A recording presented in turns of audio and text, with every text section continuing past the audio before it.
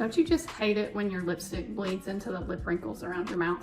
My name is Cindy Smith and I've been a makeup artist for 3 years. And in today's video, I'm going to show you what I do to stop my lipstick and lip gloss from bleeding into my lip lines. I like to exfoliate my lips first so that my lipstick goes on smoothly. So this is like a sugar scrub. You just put it on, you can rub your lips together and then just wipe it off.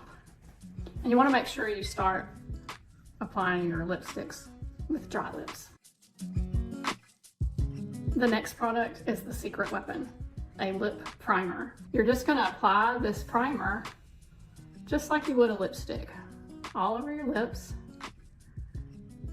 And then for a little extra protection, you want to go around and actually line your lips. And that's going to prevent that feathering that we are trying to avoid. The next step, you want to line your lips with your favorite lip liner. So I'm just going to go around and I'm going to just go around and line my lips. And I like to take my lip liner in just a little bit.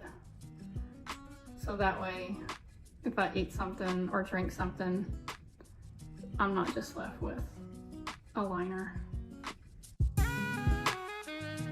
I've just switched to the other end of this lip liner and lipstick. And this is a really bold lip. If you don't like a matte lipstick, you can add a little lip gloss.